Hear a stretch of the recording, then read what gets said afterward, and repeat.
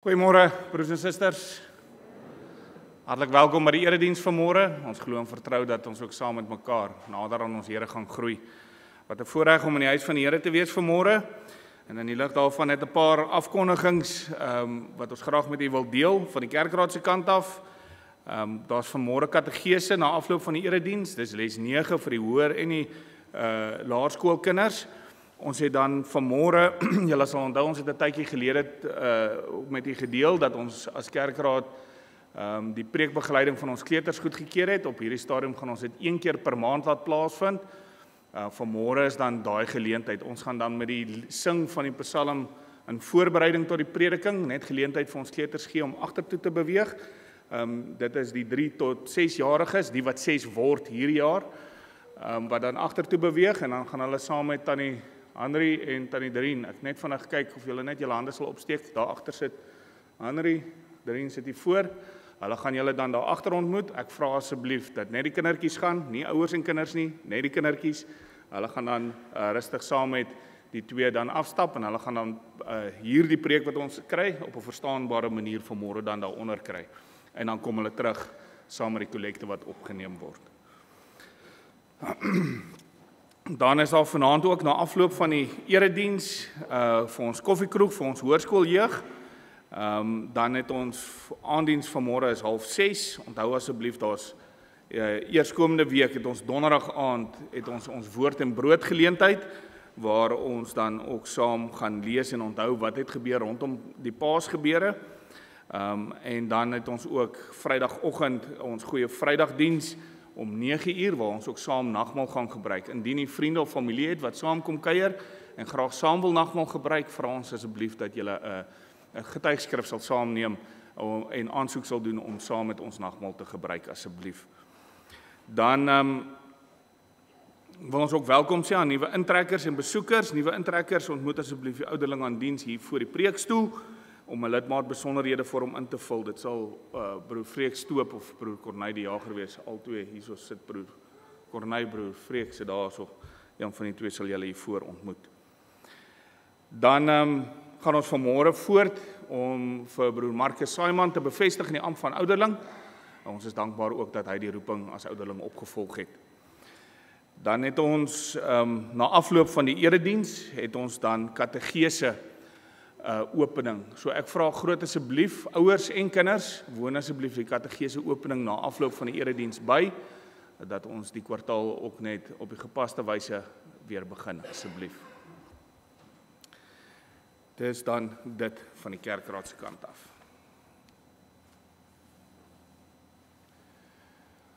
Kom ons raak 'n oomblik stil voor ons Here. Skus. Kom ons sing eers lied 177 vers 1 as toetrede en dan gaan ons stil raak voor die Here.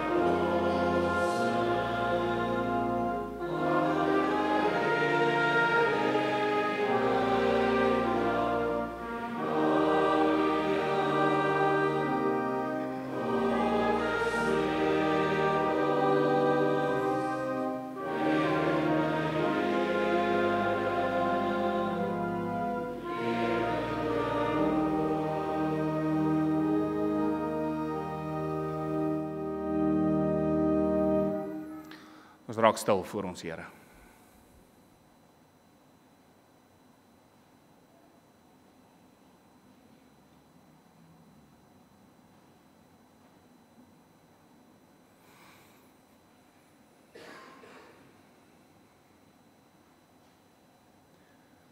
Ek kyk op na die berge.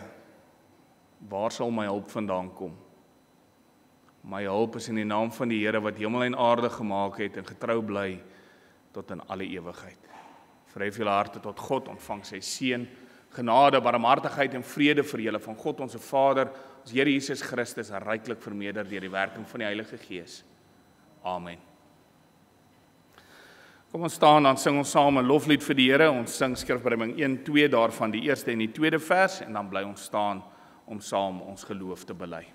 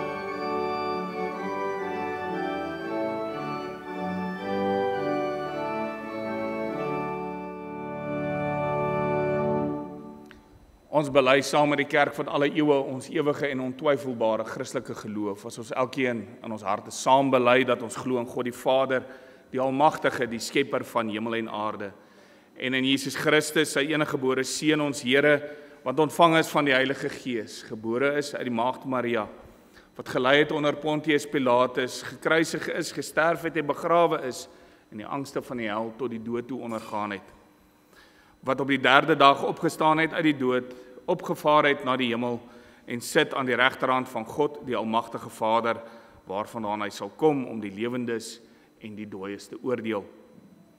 Ek glo in die Heilige Gees. Ek glo aan 'n heilige algemene Christelike kerk, die gemeenskap van die heiliges, die vergifnis van sondes, die opstanding van die liggaam en die ewige lewe. Amen.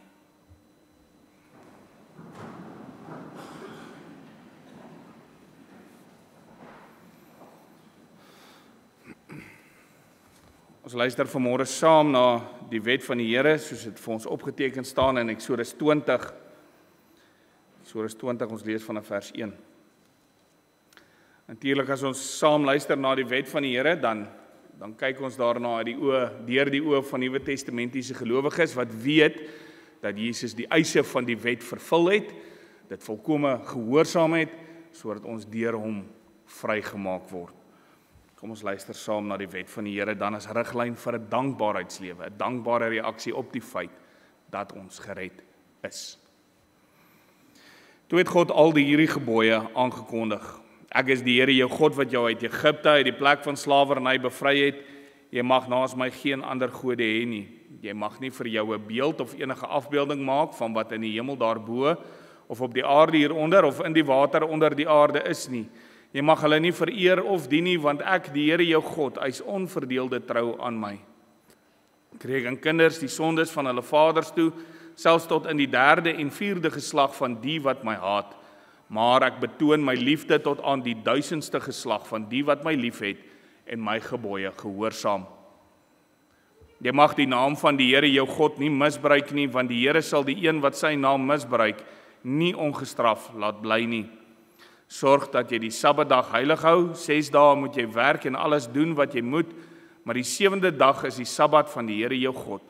Dan mag jy geen werk doen nie jy of jou seun of jou dogter, of die man of vrou wat vir jou werk, of enige dier van jou of die vreemdeling by jou nie. Die Here het in 6 dae die hemel en alles daarin gemaak, die aarde en alles daarop, die see en alles daarin. Op die 7de dag het hy gerus en daarom het die Here dit as gereelde rusdag geheilig. Eer jou vader en jou moeder, dan sal jy lank bly woon in die land wat die Here jou God vir jou gee. Jy mag nie egbreek pleeg. Jy mag nie moord pleeg nie. Jy mag nie egbreek pleeg nie. Jy mag nie steel nie. Jy mag nie vals getuienis teen 'n ander gee nie. Jy mag nie iemand anders se huis begeer nie.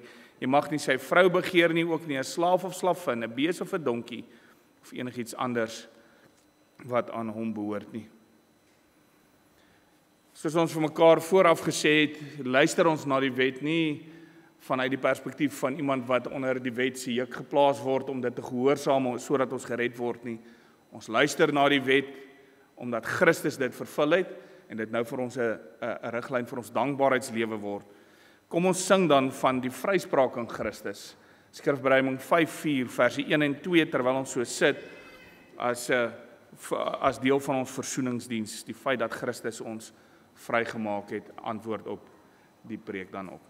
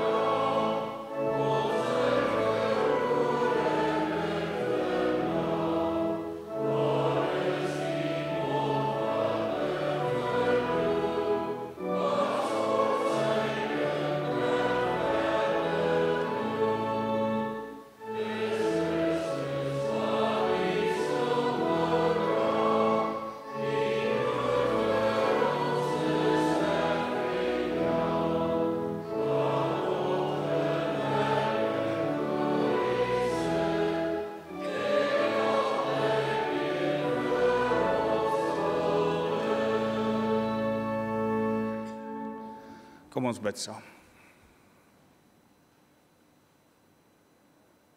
Ons almagtige God, ons hemelse Vader, wat 'n voorreg om op hierdie nuwe rusdag weer in U naam en in U huis te kan bymekaar kom. Om U te kan aanbid en U die eer te kan bring van ons harte, om U te loof en te prys, omdat U die enigste een is wat prysenswaardig is. Ons dank U, Vader, vir genade onbeskryflik groot. Ons dank U dat ons kan weet wie U is, deurdat U Uself aan ons openbaar deur U woord, dat U Uself aan ons bekend maak deur dit wat in U woord staan. Ons bid, Here, dat U ons vanmôre intens bewus sal maak ook van U teenwoordigheid, van die voorreg wat ons het om basies aan die ander kant van die voorhangsel te gaan sit. En net te kan stil word voor U. Te kom luister na dit wat U ons leer. Here, ons is ook aan die voorberei om saam dan ook Vrydag nagmaal te gebruik in herdenking van die feit dat U Seun Jesus Christus aan die kruis gesterf het. Die sigbare teken dat ons vrygekoop is deur U en deur die bloed van U Seun Jesus Christus. Ons vra, Here, dat U met ons sal wees in hierdie proses waar ons onsself voorberei. Mag ons deur ons doen en late U naam verheerlik en groot maak. Mag ons in elke dag met alles wat ons doen U naam verheerlik en groot maak. Ons kom dan ook in diepe ootmoed voor U, Here, as ons erken, as ons bely dat al ons dade ver te kort skiet van enige iets wat dit enigstens regverdig dat ons gered moet word. Ons erken, ons bely dat daar soveel dinge is wat ons doen wat ons van U vervreem, wat spasie maak tussen ons en U, 'n gaping veroorsaak. Ons bid, Here, dat U ons sal lei deur U Heilige Gees om opregte berou te hê oor dit wat skeiding maak tussen U en ons, die sonde, maar om dan ook deur die leiding van die Gees en U woord al meer en meer 'n lewe van gehoorsaamheid te lei. Mag ons deur ons doen en late U naam verheerlik en mag U lig skyn, mag ons soutende sout en ligtende ligte wees in hierdie wêreld deur ons optrede. Ons bid, Vader, vir ons gemeente.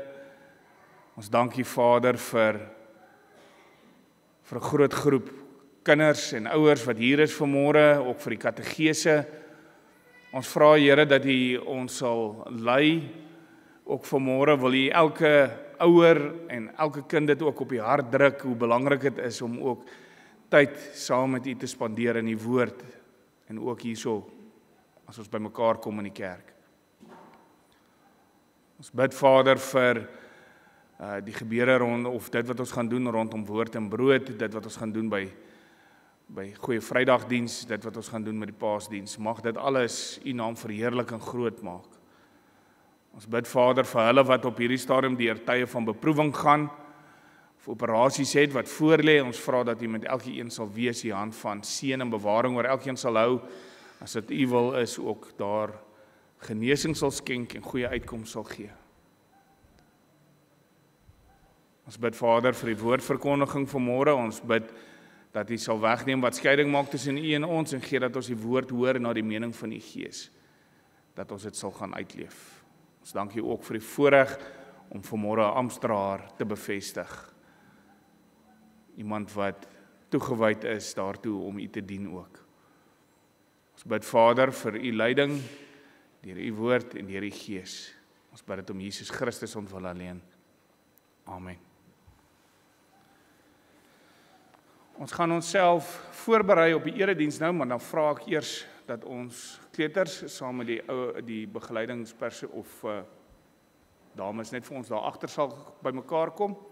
Hulle kan gou opstaan en uitbeweeg.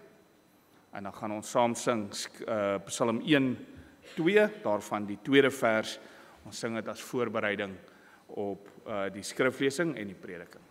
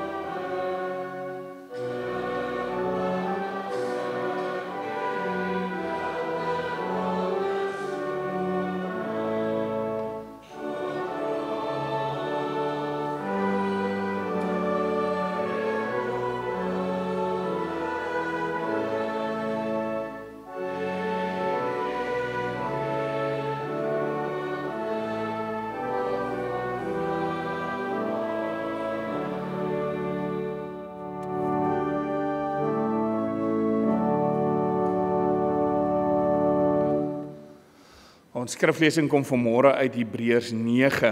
Ons gaan daar van vers 23 tot en met vers 28 lees.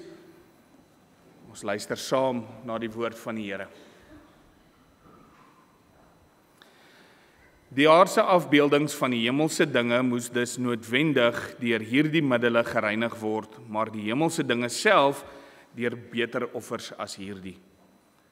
Christus het nie ingegaan in 'n heiligdom wat deur mense gemaak is en net 'n namaaksel van die ware is nie. Nee, hy het in die hemel self ingegaan om nou ter wille van ons voor God te verskyn. Hy het nie ingegaan om homself herhaaldelik te offer nie, soos die hoëpriester elke jaar die allerheiligste binnegaan met bloed wat nie sy eie is nie. Dan sou Christus immers herhaaldelik moes gelei het reeds van die skepping van die wêreld af. Maar nou het hy net een keer in die volëinding van die tye verskyn om deur sy offer die sonde weg te neem. 'n Mens is bestem om net eenmaal te sterf en daarna kom die oordeel. So is Christus ook net eenmaal geoffer om die sondes van baie weg te neem. As hy die tweede keer verskyn, kom hy nie in verband met die sonde nie, maar om verlossing te bring vir die wat hom verwag. Ons teksvers dan is vers 28. So is Christus ook net eenmaal geoffer om die sondes van baie weg te neem. As hy die tweede keer verskyn, kom hy nie in verband met die sonde nie, maar om verlossing te bring vir die wat hom verwag. Geliefdes in ons Here Jesus Christus, ons is by die laaste week voor die herdenking en viering van Paasfees. En tot op hede het ons aan die hand van die eerste kwartaal se tema, wie volg ek, gekyk met die oog op Paasfees na die beskrywing uit Hebreërs wie Jesus is. En tot hier het die reis ons gelei op 'n pad waar ons gehoor het, Jesus is die volmaakte openbaring en niemand is groter of belangriker as hy nie. Nie die engele nie Moses nie die wet nie Aaron of Melchisedek nie. Nee, Jesus is volmaak. Hy is die hoogste gesag. Hy is die volmaakte offer. Hy is die volmaakte hoëpriester. Vanmôre staan ons stil by die feit dat Jesus die volmaakte middelaar is. Ons het Hebreërs begin deur te kyk na die verlede, na die profete, na die engele, na die wet, na Moses, na Aaron en Melchisedek, maar vanmôre kyk ons vorentoe. Ons kyk na wat ander kant die offerwerk lê, die feit dat die offerwerk 'n realiteit is en wat nou?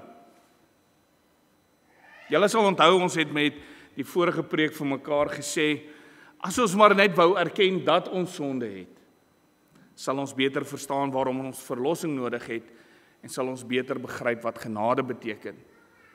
Vanmôre sê ons vir mekaar, die offerwerk is volmaak verby. Daar kort niks hierby nie, ons het nie Christus plus nog iets nodig nie, ons het net Christus nodig. En omdat hy die volmaakte hoëpriester is, omdat hy die volmaakte offer gebring het en is, omdat alles in die Ou Testament en die profete na hom gewys het, daarom is hy ook die volmaakte middelaar uit wie se genade werk ons kan en moet leef. Ons het die volgende 2 handvatsels vanmôre. Jesus is die volmaakte middelaar, leef uit hierdie genade as vrygemaakte kind van God. Ons begin dan by Jesus is die volmaakte middelaar.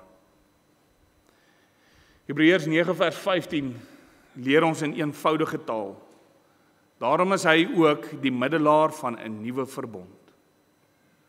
Maar wat presies is 'n middelaar? 'n Middelaar is iemand wat tussen 2 partye staan wat vyhandig is teenoor mekaar. En dan die vyhandige gesindheid wegneem en hulle verhouding herstel. Miskien kan jy nou hier sit en jy dink by jouself, maar ek is nie vyhandig teen God nie. Ek is nie bakleierig nie. Ek kan nie verstaan dat daar so iets of so 'n probleem is nie. Maar die realiteit is, geliefdes, dat ons van nature geneig is om God en ons naaste te haat. Die waarheid is dat ons uit ons eie uitgeneig is om te kies vir dit wat ek wil hê in plaas daarvan om gehoorsaam te wees aan God. Dis die realiteit. En die realiteit is dat daar dus noodwendig vyhandigheid is tussen my, die sondige verdorwe mens, en die heilige God. Daar's hierdie botsing en daar moet 'n oplossing wees. Daar moet versoening bewerk word. Maar wanneer ons lees dat Jesus ons middelaar is, dan is hy nie soos mense wat bemiddeling doen nie. Hy maak nie kompromieë en aanpassings sodat vrede bewaar kan word ter wille van die vrede nie, dat ons maar bladskit en albei partye maak sekere toegewings nie. Nee. En Timoteus 2 vers 5 praat van Jesus as die middelaar, 'n middelaar tussen 'n volkome heilige God. Dis die standaard. Dis nie aanpasbaar nie, dis nie onderhandelbaar nie, dit is die standaard.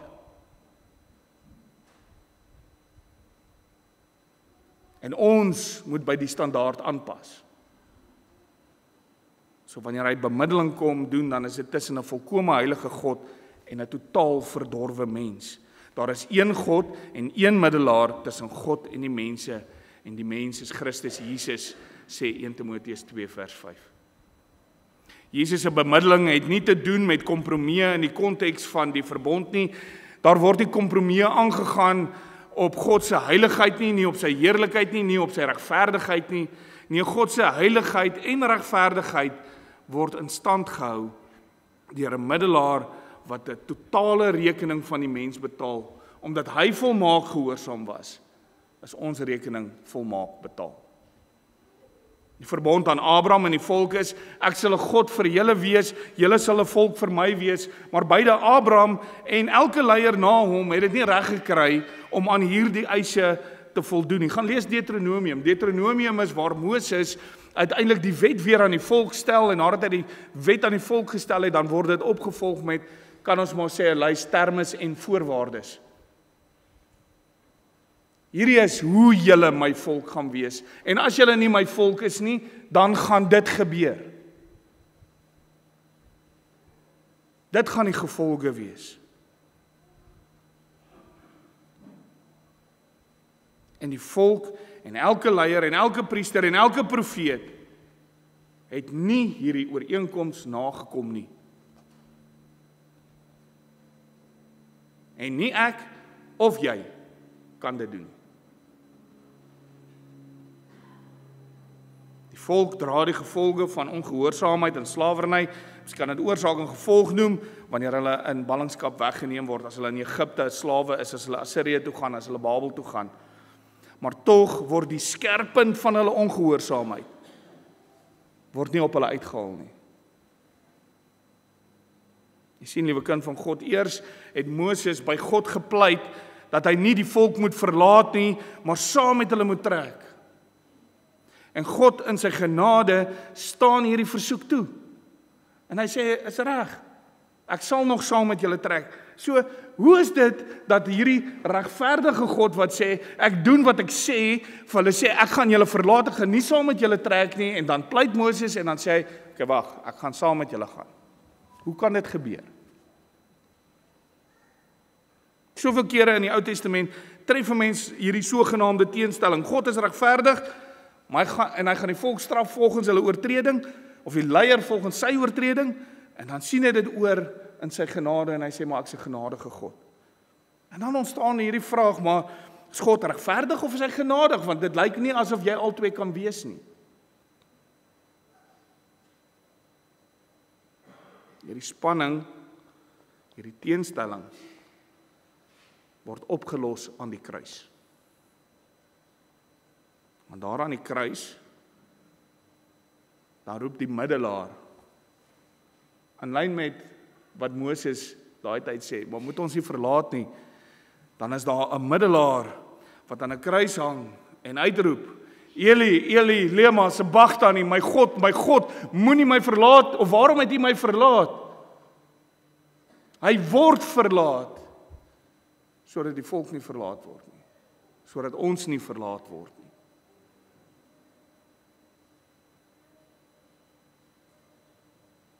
Hy wat staan tussen 'n mensdom wat hom van nature haat en 'n Vader wat nie die sonde kan verdra nie, hy is die middelaar.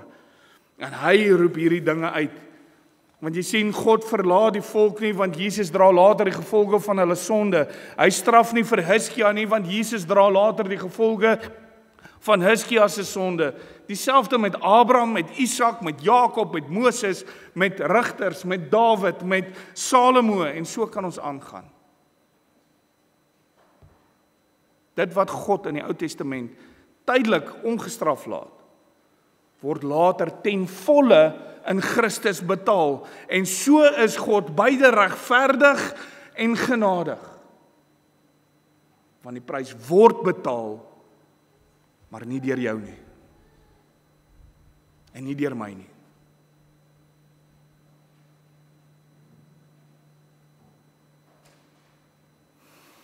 En sy een offer is genoeg betaling. Dit wat ons teksvers ook duidelik uitspel.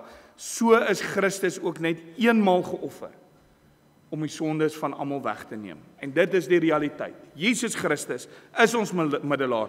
Hy versoen ons verhouding tussen God en mens. Hy doen dit met sy een volmaakte offer en met sy een offer as perfekte lam. Volkome staan hy in dan vir elke sonde wat ek en jy gedoen het en selfs nog gaan doen. Ook vir jou kinders, en jou kinders se kinders, en soveel geslagtes wat daarna nog gaan kom. Die nuwe verbond wat hier uitvloei, waarvan ons teks dan ook in vers 15 gepraat het, is dieselfde verbond met 'n nuwe stel terme en voorwaardes en teken. Die ou verbond het die besnydenis as teken gehad, en die gehoorsaamheid aan die wet was die voorwaarde. Die nuwe verbond is steeds dieselfde ooreenkoms. Ek is God vir julle, julle is 'n volk vir my, maar nou is die teken van hierdie verbond die doop. En die eise daarvan gehoorsaamheid aan Christus wat die wet vervul het. Omdat hy die vereistes van die wet nagekom het is die nuwe voorwaarde om aan hom te glo. Johannes 3 vers 16 sê, so lief het God die wêreld gehad, dat hy sy enigste seun gegee het, sodat elkeen wat aan hom glo, nie verlore sal gaan nie, maar die ewige lewe het, sodat elkeen wat in hom glo, daar's die voorwaarde. En soveel kere raak ons heeltemal verdwaal in, maar bedoel God nie eintlik sodat elkeen wat net die regte ding doen nie. Bedoel God nie dalk elkeen net wat in liefde optree nie. Bedoel God nie net elkeen wat vriendelik is en gaaf is en goed is nie. Nee. Die wat in hom glo. En net ons 'n tydjie terug vir mekaar gesê, die wat in hom glo, doen wat hy sê. Daar's nie 'n kompromie nie.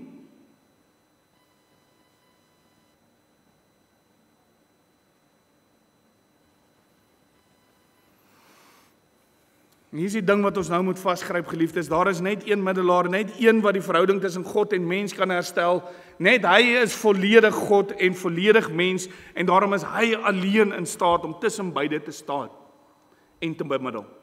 Deur sy plaasvervangende gehoorsaamheid en sy bepaalde versoening vir almal wat die Vader vir hom gegee het, en deur sy onweerstaanbare genade aan ons te gee, bring hy gemeenskap tussen die drie-enige God en sy kerk.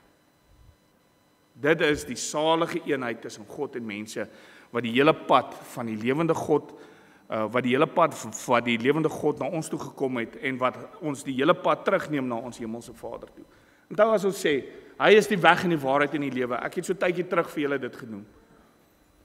Hy is die weg en die waarheid en die lewe. Niemand kom na die Vader toe, behalwe deur hom nie. Dit word so uitgebeeld. Destyds het David Platt gesê, hy sit en hy het 'n gesprek met 'n klomp ongelowiges gehad, en terwyl hy hierdie gesprek met hulle het, toe sê hulle, maar ons is 'n gemeenskap, het vrede met mekaar, want ons sê, maar elke een vertel net 'n ander paadjie om by God uit te kom. Sien jy daai berg? Ek vertel vir die mense om hierdie kant om te stap, daai ou vertel om van hierdie kant af op te stap, en daai ou van daai pad af, so ons dink jy het net 'n nuwe paadjie gebring om na God toe te gaan. Toe sê David Platt, die God wat julle verkondig, moet jy 'n trappie klim om by hom uit te kom. Die God wat ek verkondig, het afgekom. Hy het mens geword. Jy het nie nodig om 'n trapleertjie te klim na hom toe nie, want hy kom na ons toe, hy kom haal ons en hy vat ons terug na hom toe.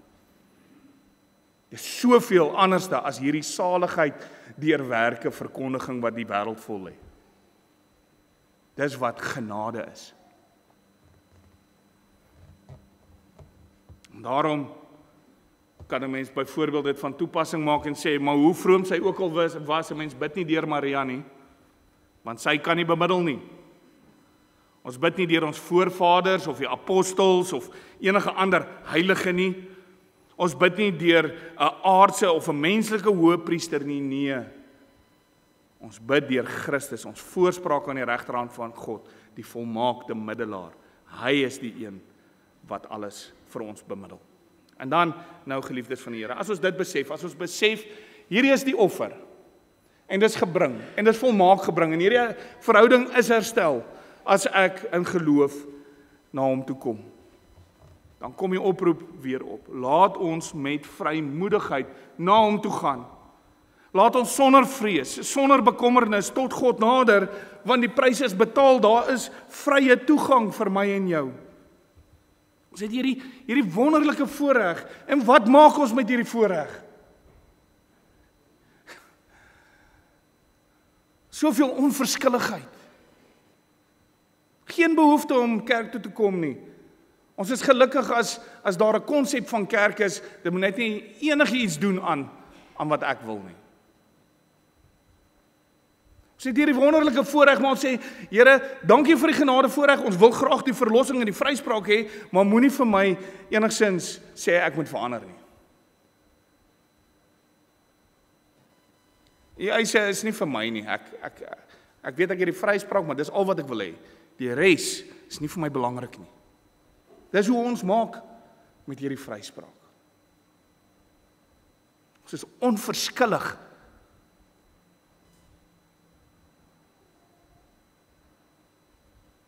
as ek besef wat betaal is, as ek besef, as ek net vir 'n oomblik gryp wat dit beteken dat ek 'n middelaar het. Ja, dit moet jou hart gryp.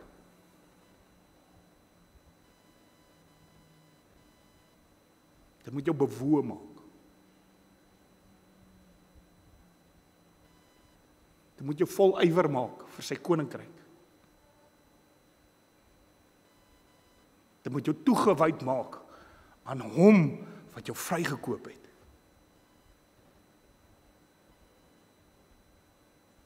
En as dit gebeur, dan verander dit my lewe, ten minste veronderstel om my lewe te verander. Soveel van ons leef nog in vrees wat gebore is uit die oortuiging dat ek met goeie dade gered gaan word. Die oortuiging dat ek myself die moeite werd moet maak om gered te word. Dan stel ek myself weer onder 'n wet wat ek nie kan gehoorsaam nie.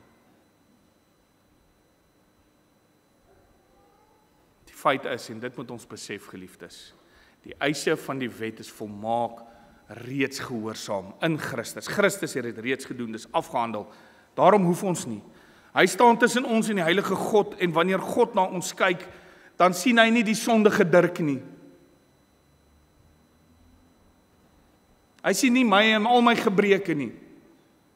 Wanneer hy na my kyk, dan sien hy sy seun. En sy regverdigheid en die feit dat hy volmaak gehoorsaam was. En dan kan dit 'n mens roekeloos maak, die sonde is betaal, en ek is deurgehaal, en ek sê vir hom, Here, Here, en ek leef verder net soos ek wil, soos ons net nou gesê het. Maar nee, geliefdes, om deel te kry aan die gehoorsaamheid en die offer van Christus, moet ek in hom glo, en as ek in hom glo, dan leef ek op 'n bepaalde wyse, vry van die eise van die wet, ja, maar nie ondankbaar nie. As ek in verhouding met iemand staan wat ek goed ken, dan weet ek tog wat vir daardie persoon belangrik is en wat nie.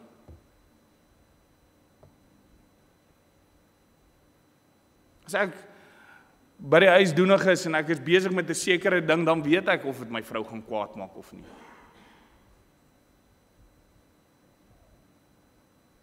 En dieselfde andersom. As jy mekaar ken, dan weet jy wat is reg en wat is nie. As ek daardie persoon dan lief het, dan vermy ek tog dit wat die ander persoon sal seermaak. As God my so lief het, dat hy vir my sy seun gegee het, sodat ek sy kind kan word, en as ek dit besef en hierdie liefde beleef, waarom sal ek dan opsetlik dinge doen om hom seer te maak?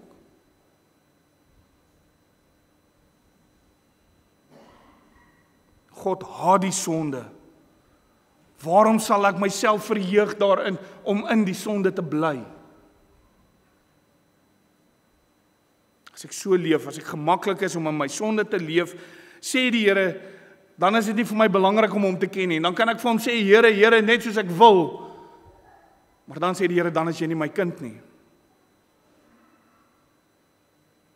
Dan wil ek nie met hom 'n verhouding hê nie, en laat die Here my oor aan my verdraaide opvattings, en daarom, ook al sê ek vir hom, Here, Here, is ek nie sy kind nie, daar is nie vrug van geloof nie, en 'n dooie geloof hou nie aan Christus vas nie. Nee, sy kinders leef vry. Hulle wys vrug van geloof. Hulle geloof is lewend. Hulle is vry van die eise van die wet as voorwaarde van verlossing. Vry van die vrees vir die dood, omdat ons 'n gewaarborgde ewigheid het in Christus ons middelaar. Vry van die Satan, want ons middelaar het hom oorwin en gebind. Vry van die sonde, omdat Christus ons rekening betaal het. En as kind van God besef ek hierdie groot genade en leef ek in gehoorsaamheid aan hom, nie vir die voordeel wat ek uit hierdie verhouding uithaal nie, maar juis omdat hy my Vader is, omdat ek in verhouding met hom staan, omdat ek hom ken en hom lief het. En ek weet hy alles ten goeie vir my sal laat meewerk. Deur voorspoed en teenspoed heen. En dis wanneer ons anders lyk as die wêreld, geliefdes. Mense wat kan glimlag met vrede in hulle harte, ook al gaan ons deur diep water. Want ons het 'n middelaar wat vir ons intree. Hy wat die brug bou tussen my stikkende menswees en 'n heilige, ewige God en Vader. Kom dan met vrymoedigheid na hom toe. Moenie die geleenthede mis om in sy naam by mekaar te kom nie. En leef uit sy genade. Mag God ons deur sy Gees daartoe help. Amen. Ek vra dat broer Marcus vir ons sal vorentoe kom. Ons gaan dan daartoe oor om hom dan ook in die amp as ouderling te bevestig.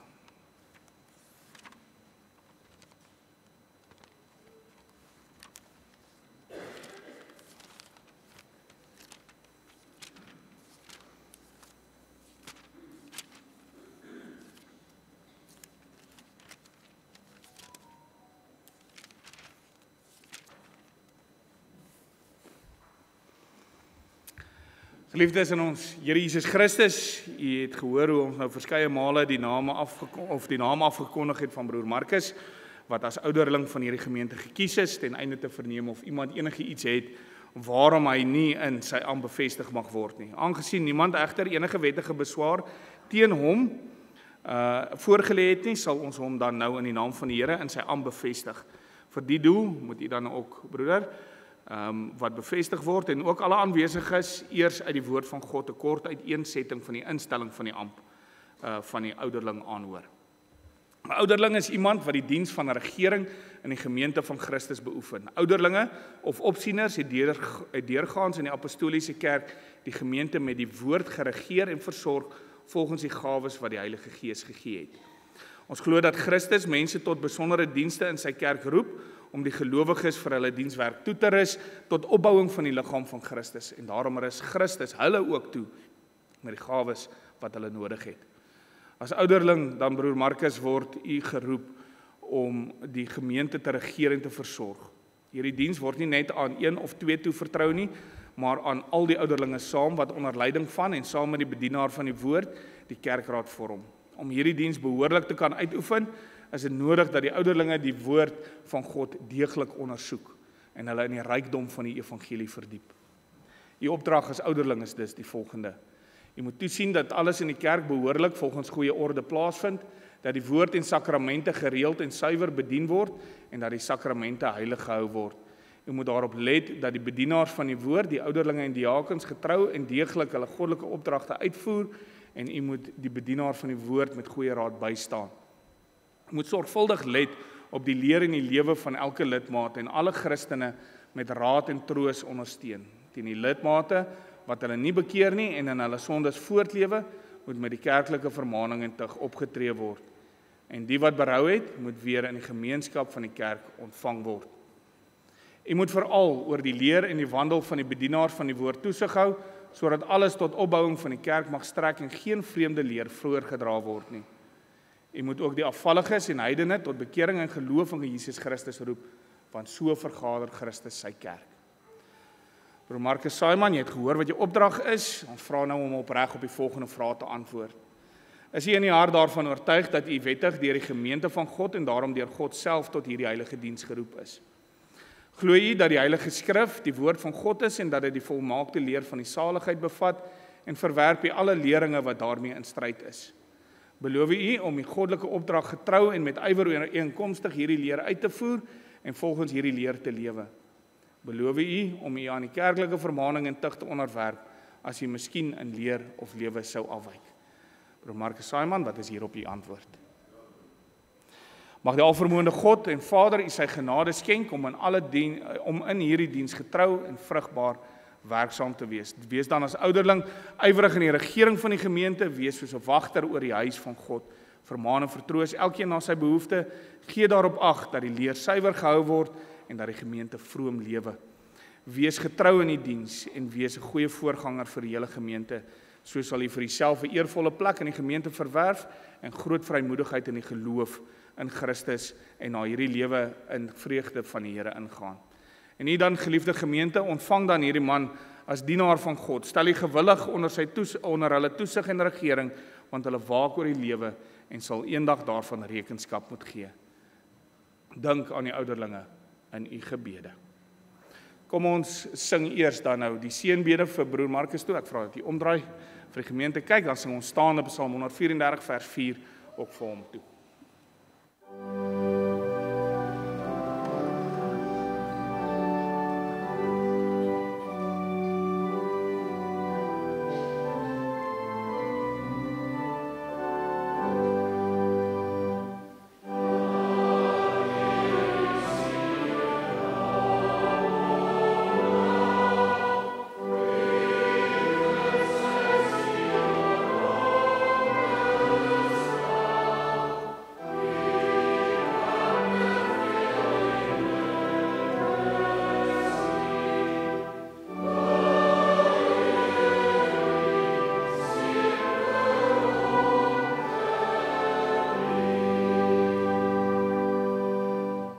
Kom ons bid saam.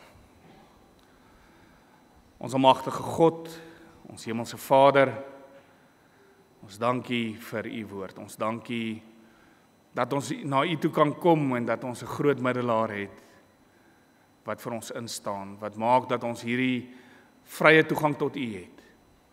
Ons bid Here dat u ons sal lei in gehoorsaamheid, dat u ons sal lei in diensbaarheid. Wil u ons gebruik. Ons dankie Here vir die voorreg om dan ook vanmôre hier dan ook 'n broer in die amp as ouderling te bevestig. Ons dankie dat u hierdie man deur die Gees gelei het om die roeping op te volg. En ons bid u gee aan hom steeds meer die gawes wat hy nodig het om sy diens te kan verrig. Skenk aan hom wysheid, skranderheid, onderskeidingsvermoë en liefde. Verleen hom die genade om getrou in die diens te volhard en nie deur teleurstelling, moeite, verdriet of vervolging van die wêreld te verslap nie. Seën Here ook die gemeente waaroor u hom gestel het, maak elkeen gewillig om hom aan die vermaaninge van die ouderlinge te onderwerp, omdat ons hulle eer ter wille van hulle roeping. Laat ons so die heilige naam eer en mag die ryk van u seën kom. Verhoor ons o Vader deur die geliefde seun. Amen. Miskien nog geleentheid vir ons kollekte. Ons gaan antwoord op die skriflesing en die prediking met skrifbreiding 2:4 daarvan die eerste en die derde vers. Ons bly staan om die seën van die Here te ontvang. Daarna sing ons die amen, dan vra ek dat u net so 'n halwe sekonde sal bly sit voordat ons uitbeweeg.